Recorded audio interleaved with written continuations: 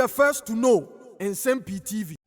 Amenchiao, Kwaba, and for my casa for news, so Nsem-Pii TV, be the first to know. Nana Akwesi, NDC Regional Chairman, I wish for some media ordinance unity, Bob na ATM, the fray any party for if you say or say pressure, a danosono, I wish for ano adding ye pa, and say, what try every possible means, sank Obinia Ejumanenso. Okoko kaskala okoko no apem enti or the or she also abamontin so abekasa say he is under pressure to secure job for his people and as the youth in Ashanti region. Now during the tenure of Nana Addo Dankwa Akufo-Addo during his first term it means say or provided some form of amenities bia ebema emobuno no ho ahenha ebi napkwa. All those say I sustain there, Nanso, it may create a juma for 100,000 a juta or mutimi edom a room, and mutimi enya normal kakra at the two.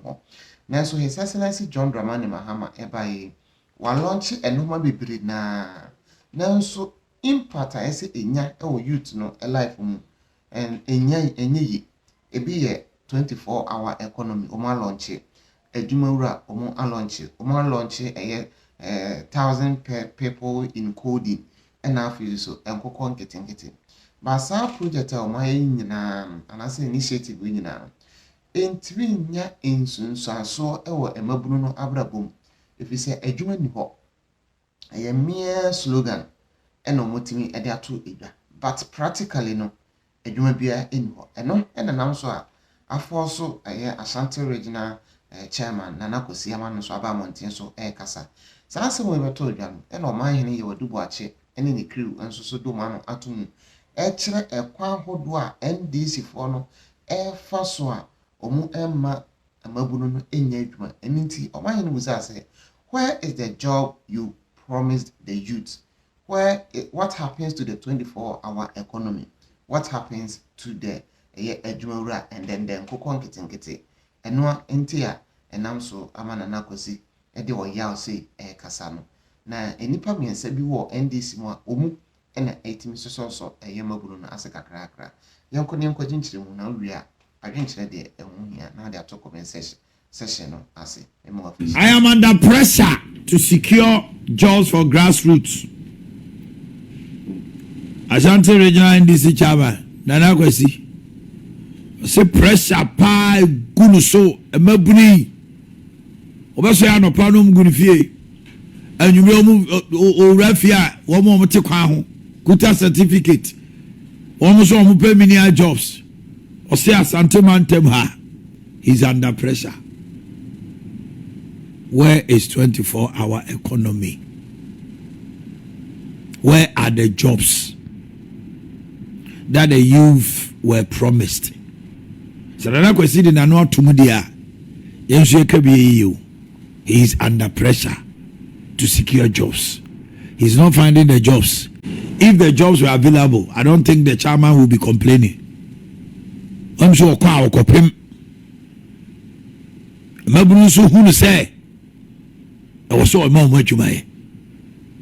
said this in the early days. Say, Adeba bet me ama NDC. Omo juma omo be yen na be wetil away a job. Asante abono. And I could say some it's very loud. You are now kaya. You say this year NDC for buy 1 million coders now with the buy. So my year. It's almost one of the workshops near there. But you must say how has that Chia launch a Jumera or my lunch. And my 1 million coded 1 million coded and go on get it. But like jobs no obiara dey pay.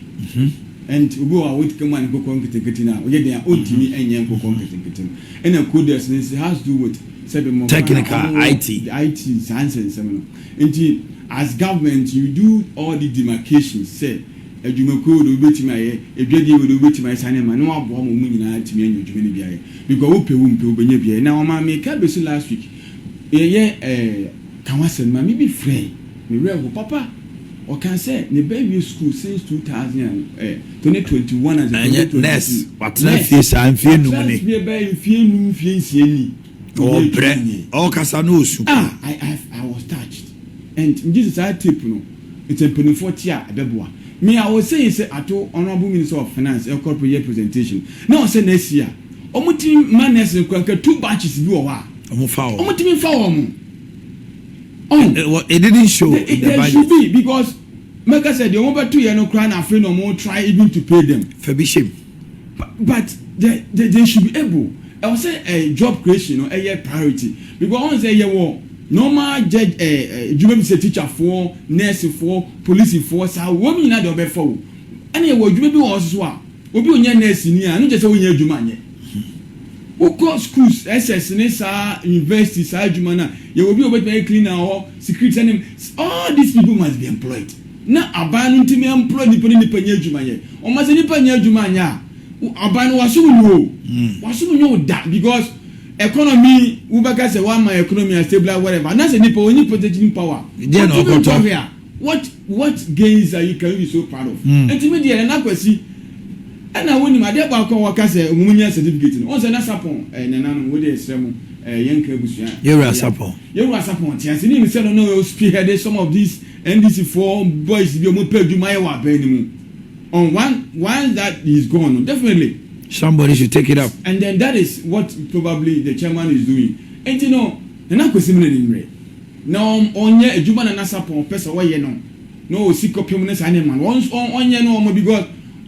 omo regional minister no me say wono no adeso anu nso no kese pa se chairman nanka hwe because wono na bibia I didn't refer to when it comes to jobs near there and kwala they know say omone wo chairman e social contract adwuma okoye no na onim that time even though no your regional secretary no say the hierarchy about party they see the chairman more than the regional secretary and anybody else national na ya na general secretary mostly amanfo ani ko ho but ya no mu chairman no pa into o ma ho de na kwesima nimre na dem di twa to it use for there last week me can say saban tutu ni mama ya wo hwe increment a wodi ma workers na wodi atutu ni me this is what to akatuemu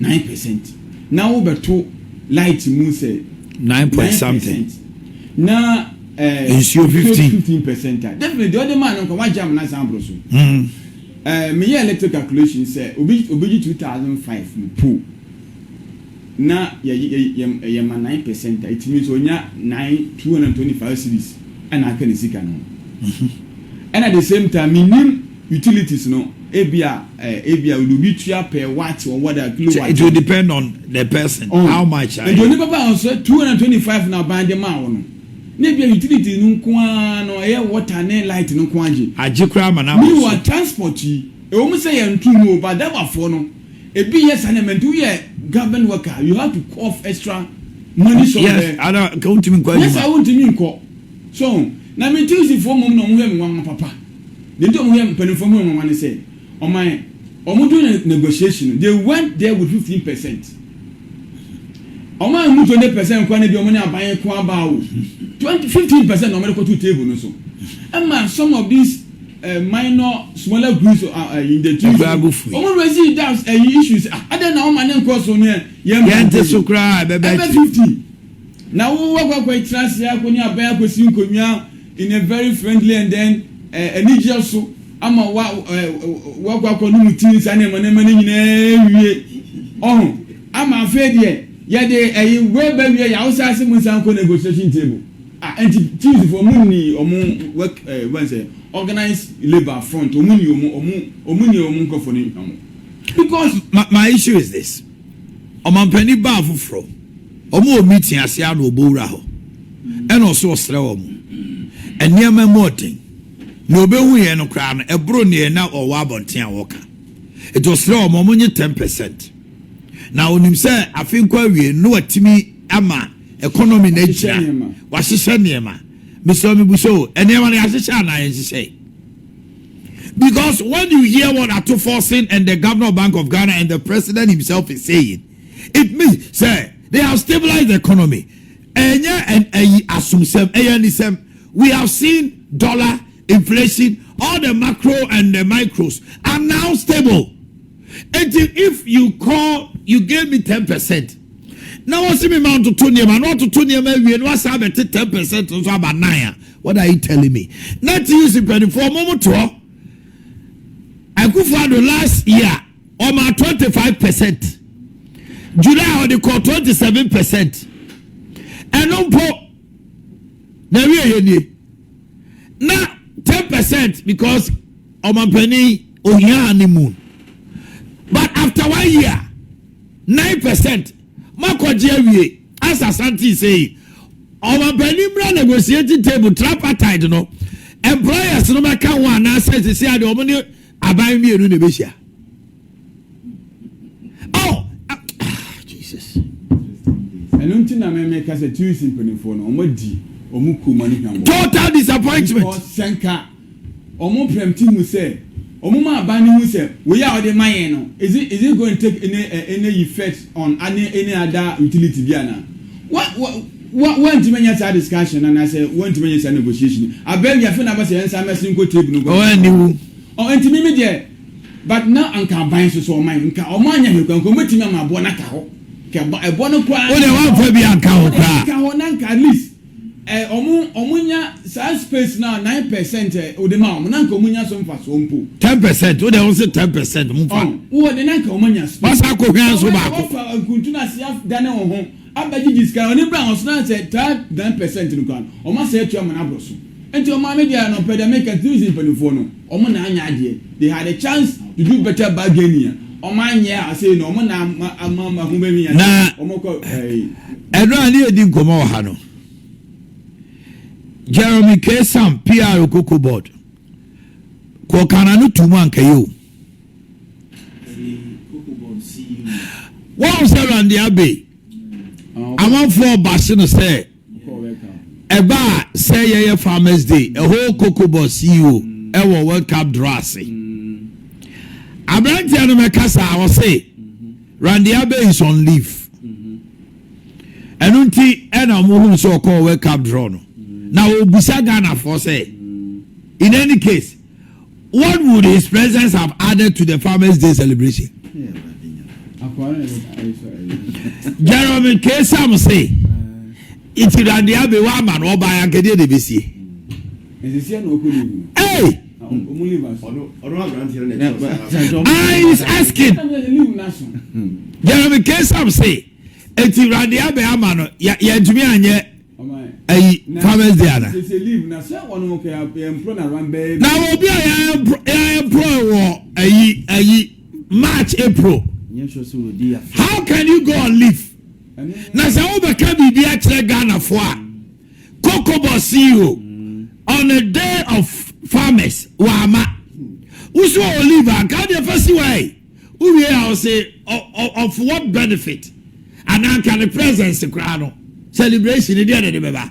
Hey! Maybe say mama we tear no pay. When that base a fine gentleman and we know him for very good being good at sports. How many quantity on sports? By this act, Randy is telling us he has chosen sports and football ahead of Cocoa. And we should give him that opportunity. And he can also deliver. At the sports level, Senti Kobe John or Farmers Day Acadia de BC. Babichu, yow, Namikwa, you. Jacob, Kumuye, and Nanakwesi Kumuya Yedi. Mede Akotami fee say, Baby Agena say, no, Akotayan Kanokre. NDC appointees in Omo Mutrima Yedin Temdodo. Omo Menya opportunity, everywhere, Bem, whether Omo CEOs, whether Omo ministers, whether omo deputy ministers, whether omo DCs, omo feel ding tamo dodo, omo dum omo phones on tam dodo, omo change omo numbers in tam. Now at least osen komudi be a year or two be ansana, omo start adance subanedi. Too early. Awutawne boys reading even NDC communicators be omo befia, say nekrobia ebe befia say. na one ne di nkomo afidie so mu ntimi nka nkyere o but in the quiet oba officer wo de start say one ne di omu di nkomo menka se crop yanko se bi ene oba but me de ne example keke NDC communicators na omu ba fie ha na omu nya appointment no omu manya ne fie omu fie omu akoye a handful se enye sami gemfie a na akwakoye Nuruddin Abbas anase bia ekwa na akwakoye broja gemfi anase Eric J wawunia Eric J NEIP na wonu so but I say esu no kwa no ababebo abada na youth minister wo Pablo me say weekend no oye ne maame ana oye ne maame ye Pablo na oye ne maame ye asafoje oy Why?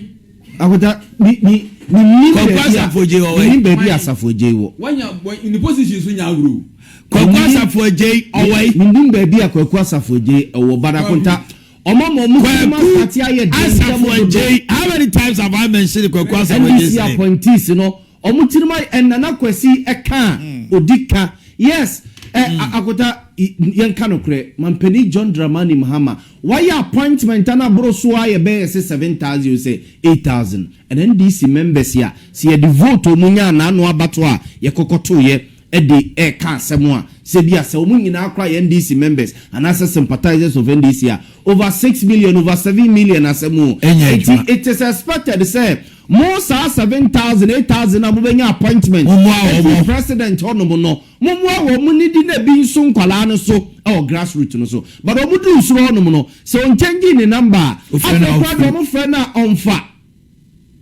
Osia so anu kuna Osia so ase mi meeting mi ko meeting dem bia enai eniema nse danye ye munya abotre bakota eniema nse danye ye no wo se wo ye DC wa change u car wo se wo set sem asesa wo se nkomodiem asesa wo ye DC wo ye deputy CEO wo ye deputy minister wo ye DC no ya resource wo yes and then we DC ya and DC no wakati ya na 200 and something ye tiom ka ye kota common fund so back common fund abanye say aba in all the quarters ni nyina DC bia no one no betu akase amania NPP DC CMC so we no this current DCs mo de na different sabi mo de na mu ye eti mu di ema world members ni bini muni di omo fi omo akota omo form course omo fan kwala ne course and boys no many girls young girls omo start complaining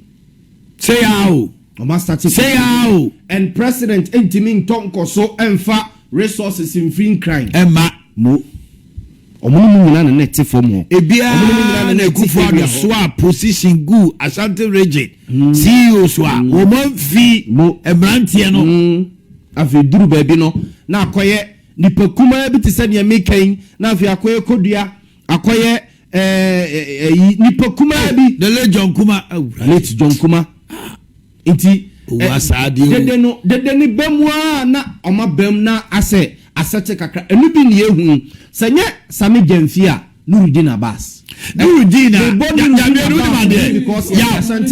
ya Nuruddin ashoki obia social infrastructure fund SIF fund Nuruddin is the last person nipa ni bi okumasia Ashanti Region omo di omo ni two say Nuruddin ebe ye omo atoye nipa bebre na me omo di nkoma o se uko Nuruddin chain yes say ni oji ofa mo any say onukura ntumi a obe try aso do be bowura sami jefi mo process with TUC for this major tariff review as commenced at the meeting held at Aliza Hotel was not conclusive before the announcement of those tariff increases. The PRC had sent a message to engage the TUC over the tariffs on Monday, December 8th, only for the Commission to miraculously announce the tariff on December 2nd, 2025. This we find unacceptable. Following our meeting this afternoon, the TUC has resolved as follows. 1.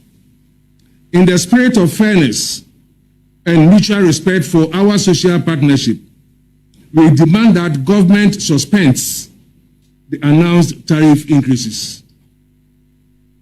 B. Government and PRC should, as a matter of priority, immediately engage as agreed to exhaust the consultative process. Leadership of TUC wishes to assure Ghanaian workers that it will resist any tariff increases that would erode the mega 9% government wage adjustment. Okay, and the TUC for say, just say, I want some. One more dinkomo we we abaya shomu bo. Sika abande bre womukra 9% just say. It's shot. And some bad they will move free them or no money as in issue. After we do fear, yes, PRCC January electricity 9.8, South also insurance 15.5. Hey, there be almost immediately Albino and rescinded that decision. Now they are tossing me on Samra table. Now almost they will resist any tariff increment. Enra Parliament and I'm the clerk so the clerk command a year electoral commission. Join the mensa. That's still our electoral commission too. Uncle so more onion and when Uncle Charlie last say and they are doing there. And they are doing there. I just saw Bemo Mira yes way. They are doing there. In exercise of the power conferred and the duty imposed on the clerk to Parliament by Article 1125 as amended of the 1992 Constitution of the Republic of Ghana as amended 1 Ebenezer Ahumajato, the clerk to Parliament, do hereby formally notify you of the occurrence of a vacancy in the membership of Parliament occasioned by the order of a High Court Tamale for a rerun of the Pandai Parliamentary election given on the 24th day of November 2025. This notification is pursuant to the service of a court order on the clerk to Parliament as the fourth respondent in the suit numbered NRTLHCE 1325-2225. Accordingly, notice is hereby given. Papa signature don't say who to me we any sikada. Two nyina wom. 2 wom, 1 wom.